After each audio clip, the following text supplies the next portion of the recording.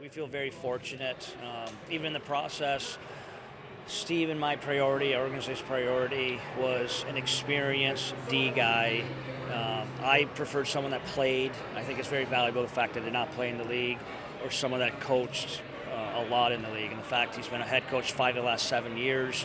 He's had experience with D. He's coached the Norris Trophy winner. He's coached Stanley Cup winners.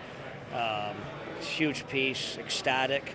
What makes me more excited is he probably had other options. And the fact I think he liked not only where our D-core, a young D-core is, and where it could be, and him being part of developing them, where our team organization was. So that's a pretty exciting hire for us. Is it somebody just with more insight, Simon Edmondson coming in, that you just see really fitting? Even Hronek, even any of our young D, what even happens today, there was huge priority for us. Steve and I talked about filling out our staff, obviously excited with Alex being on board, but our priority is going to be that experienced D guy, and the fact we landed it in Bob, we're pretty excited. Was it when you heard the news out of San Jose, just kind of like, holy smokes, we got to call him? Like I think many organizations saw that, and it's just the reality of the business, and it happened, and Steve went about the correct way and emailed the organization, can we talk to Bob, and then we immediately talked to him the morning, I believe my press conference was right after that. Initial phone call, can we talk? And then we were fortunate enough to have some real positive talks throughout. We sat here the other day and let's just try to get on this, and Steve did, amongst his many things going on, and we were excited about it, so it's good. What can it add for a guy like him who's coached Carlson, Burns, some of those guys in Florida? What does that add to his perspective that he brings? Well, to the experience, and I think it adds some credibility at the end of the bench there. These, as talented and as exciting as some of these D are, they're still young, they're still green, they're still raw, and I think it enables some credibility when someone's coached Brett Burns, Erik Karlsson, played in the league like he did, and the way he played. I think it's some instant credibility, but he's also a really good coach.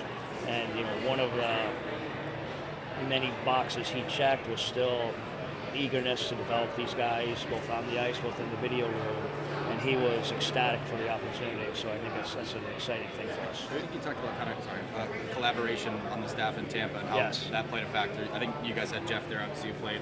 What is the perspective that a former player adds? I think simple schedule, what a player's going through. I can't tell you how many times John Cooper and myself would lean on Rob Zettler and Jeff Halpern on just, what do you think is going on in player A, player B's mind? I think it's valuable, and he'll certainly be able to bring that. To help you too, I know you've been a head coach, but to have another guy who's been a head coach at the NHL level, just to help you. 100%. Going into my first camp, that's a unique experience. Obviously, I've been part of many camps, but it's still different when you're running your first camp. Even talking to some of the guys in the first couple of days, meeting them, I'm very excited about a Derek Lalonde camp and what it's going to look like. So just getting his expertise. We may add another person on staff. Steve and the management team, we still talk about that. I will even probably lean on Bob on that. So I'm going to lean on him a lot. He checks off a ton of boxes. Again, just very excited to land someone like that with his experience and expertise. Did you cross paths with him at all? Nope. I didn't. First time meeting him was through the phone. I mean, we had some mutual friends, some mutual acquaintances. The league is a pretty small league, but I was pretty thorough. Steve and I were pretty thorough in the process. I talked to some coaches he worked with, and I also talked to some players he worked with, and it just came back with aces. I joked with Bob.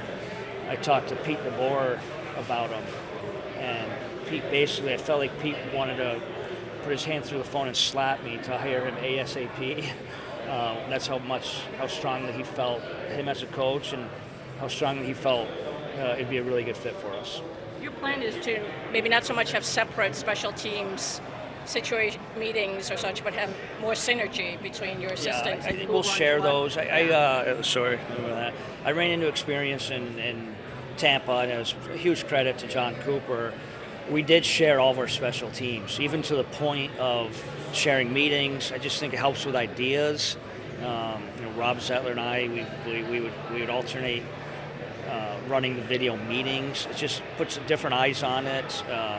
I thought it was valuable, and to me, it's like going forward. This is how I want my staff to look. I think the way has always been one guy has the power play, one guy has the penalty kill, and that's the thing. I'm not going to say it's outdated because obviously, but I saw a huge value in sharing those special teams and having different ideas. So obviously, Bob's had a ton of success with his penalty kill in San Jose. Traditionally been one of the top ones.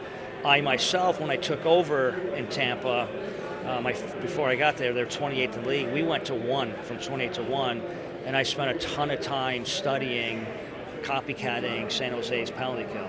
And then Rob Zettler came from San Jose and kind of took us to another level in the penalty kill. So that's exciting. So he'll probably have hands-on, and we'll probably front that. And then Alex obviously has experience with the penalty kill, and if we are fortunate enough, or if we decide to get one more coach there, I want him to assist in those too. So it will be a collaborative effort on the special teams. Your roster is filling out too with Husso. Any thoughts on him? Very exciting. Obviously new to this. I'm not very hands-on with the draft today. My goal here was just getting to meet everyone within the organization. We've had some priorities on how to round off our staff, and one was we were going to get a goalie to share the net with Neto, and I'm very excited about that. He was a target of their guys. They did a heck of a job. I just found that out walking over here this morning. So it feels like Villy is going this way with his development, and I think we're going to get him at a really good time. Those two will share the net. I think it'll be a good experience for both of them. We're excied about that acquisition too. Did Alex Westlund get on your radar? Obviously, he's worked with a couple good young goalies in Hershey. Great job by Phil O'Shea. Phil O'Shea pretty much fronted that whole process. Him and Steve, he did all the legwork on it. I came in late in the process. I was able to talk to a couple of the candidates late in the process. Trusted Phil. And it was pretty much him and Steve's hire. But I had a really good talk with Alex yesterday before we hired him, before we offered him, and just my perspective, what I want in a goalie coach. Obviously, I want that goalie coach to be on top of his game technically. Communication was very important with the goalies, but I wanted some of those part of our coaching process too. And it was music to his ears. So we had a really good talk with him. I thought we hit it out very well. And Steve's priority yesterday was try to get Bob and Alex on board, and he did that. We're excited for both. And just the way he talked about Neto, how he still thought Neto had some upside, some of his strengths and weaknesses got me excited. And I think he's going to be excited with Villy also. So when you say, I have to ask, when you say share the net, do you have an open mind? Absolutely open mind. I'm still getting to know these guys. I'm a big fan of Neto. I'm just even watching him through his major junior day success he has, competing against him with Carolina. Obviously, we went out and traded for him. They went out and traded for him a year ago. I'm excited what he can be. But absolutely, I mean, today's NHL day and age, it's no one's taken. We had arguably one of the best goalies in the world, and it was very important what that other goalie was and what kind of fit he was, and this will be the same thing. What did you get to know about Nedeljkovic when you made your calls last week and got to know him? I liked his compete level. I liked his drive. Even talking to him, I made those initial phone calls.